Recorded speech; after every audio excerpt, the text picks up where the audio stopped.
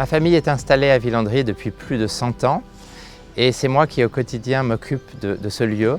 Je vis donc dans le temps long en quelque sorte, puisqu'il y a des éléments permanents à Villandry qui sont le château, l'église et ce petit vallon également que les hommes ont connu depuis des temps très anciens. C'est une grande gratification de pouvoir vivre ici au quotidien. Je suis là vraiment tous les jours, à toute saison, et en effet je ne peux pas m'empêcher de me dire que je suis sur les pas de ceux qui m'ont précédé, et notamment Jean Breton, ce grand commis de François Ier qui s'est pris de passion pour Villandry et qui a, à partir de la forteresse médiévale, créé ce très beau château Renaissance autour de 1530. J'ai voulu en savoir plus et j'ai voulu partager avec vous le détail de l'œuvre de Jean Breton, notamment de son parcours architectural à Villandry. Les châteaux que vous visitez, ce sont les témoins d'une histoire architecturale qui, parfois pour les historiens, est assez complexe. Donc notre métier, c'est d'émettre des hypothèses à partir d'une documentation. La difficulté pour Villandry, c'est justement qu'on a très peu de documentation d'époque. C'est donc dans la pierre qu'il faut aller enquêter pour essayer d'établir les différentes strates historiques. Et on a bénéficié pour cela du regard expert de 2 historiens qui ont permis de formuler des premières hypothèses d'une histoire du château au XVIe siècle.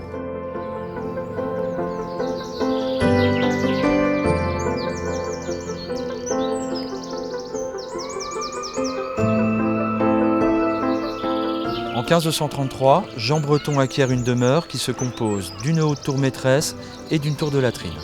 Les deux existaient déjà au début du XVe siècle. La tour maîtresse abritait des espaces d'habitation qui étaient éclairés par des demi-croisées et des ouvertures simples. Le sommet de la tour est couronné par un parapet crénelé qui s'appuie sur des mâchicoulis dont le linteau est décoré par des trilobes. Les niveaux de la tour étaient desservis par un escalier en vis et elle devait être surmontée d'une haute charpente d'ardoise conformément au modèle de l'époque. Au pied de la tour maîtresse étaient disposés 2 bâtiments en équerre qui accueillaient le logis du seigneur, la grande salle et d'autres espaces que l'on retrouvait couramment dans les demeures nobles de l'époque. Ces corps de logis n'ont pas laissé de traces archéologiques, donc on suppose qu'ils devaient être sur 3 niveaux et qu'ils étaient éclairés par des travées de fenêtres à croisées et des petites lucarnes. À l'ouest, le corps de logis devait être desservi par une tour d'escalier qui était construite hors œuvre et qui constituait l'entrée principale du château. Depuis la cour, on accédait par une ou plusieurs entrées à des espaces qui avaient été creusés sous le coteau, qui accueillaient des fonctions de stockage, d'approvisionnement très certainement. Au nord, on suppose que la cour devait être fermée par un mur de clôture qui n'était pas plus haut que le premier niveau et qui était percé par une entrée à laquelle on accédait par un pont dormant depuis la basse-cour. On sait comment cette basse-cour était configurée grâce à un plan du milieu du XVIIIe siècle, mais pour l'époque de Jean Breton, on n'a pas véritablement d'idée sur sa configuration. On suppose qu'elle était plus vaste et qu'elle avait une organisation différente. Depuis cette basse-cour, on pouvait aussi accéder aux espaces troglodytes. À cette époque, autour du château, le haut du coteau est occupé par des bois et des vignes, et en contrebas, on retrouve des espaces cultivés et des habitations.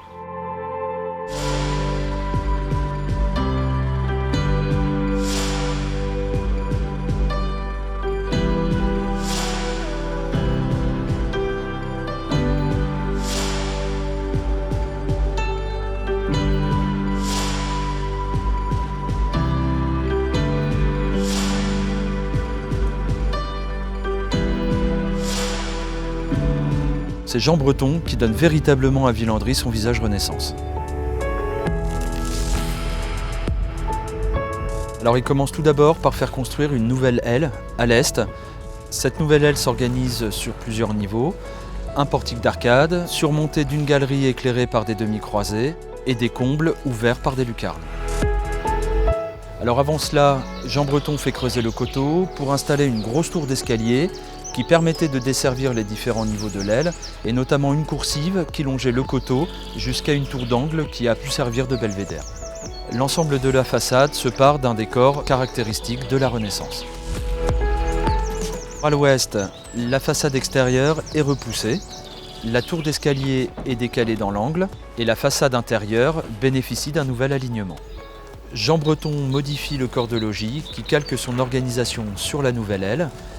Un portique d'arcade, surmonté d'espaces d'habitation éclairés par des croisées, et des combles ouverts par des lucarnes.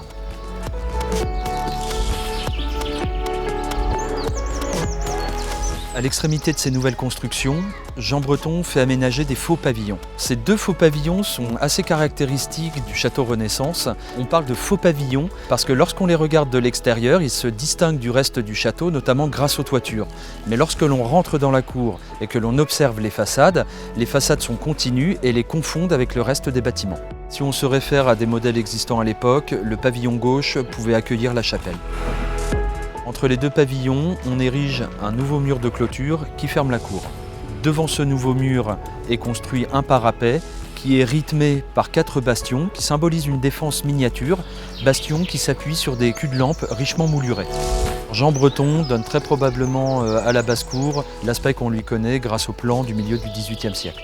Au sud, Jean Breton n'a très certainement pas modifié cette tour maîtresse qui est le symbole de sa puissance seigneuriale. La façade extérieure a été trop remaniée au cours des siècles pour savoir si elle a reçu elle aussi une ornementation Renaissance. En revanche, Jean Breton a dû conserver 2 fenêtres à double croisée qui lui auraient permis d'admirer les jardins qu'il a fait aménager au sud de son château. Pour accéder à ces jardins, on suppose que Jean Breton empruntait un passage creusé sous le coteau, qui débouchait sur une allée au bout de la douve et qui longeait le coteau le long peut-être des premières orangeries.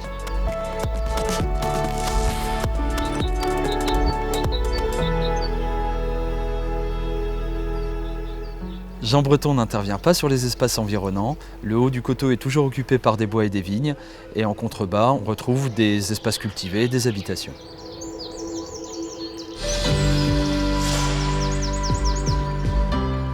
Finalement, Jean Breton conserve la structure médiévale, mais apporte au château un visage résolument Renaissance qu'il fait basculer vers la modernité.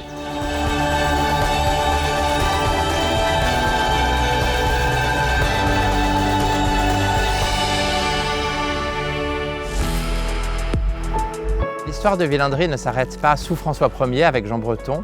C'est à partir de 1760 que des modifications interviennent à Villandry.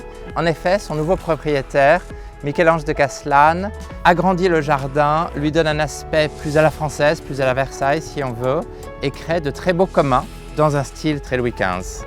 Au XIXe siècle, Jérôme Bonaparte sera brièvement propriétaire de Villandry, puis une famille qui s'était enrichie sous le Directoire, la famille Ingerlo, et qui, elle, créera un grand parc à l'anglaise, qui ne cadrait plus tout à fait avec l'architecture Renaissance du château. En 1906, donc c'est mon arrière-grand-père Joachim Carvalho, aidé de son épouse Anne Coleman, tous les 2 étrangers, lui espagnol, elle américaine, qui décident de restituer à Villandry son ordonnancement du XVIe siècle. Dans un premier temps, il restaure le château, qui avait été modifié par le marquis de Castellane, puis il recrée des jardins dans l'esprit de la Renaissance en remplacement du parc à l'anglaise créé par la famille Ingerlo. Aujourd'hui, je suis très heureux de poursuivre l'œuvre familiale, de continuer à embellir Villandry, de l'ouvrir très largement à vous visiteurs qui êtes les mécènes de ce lieu.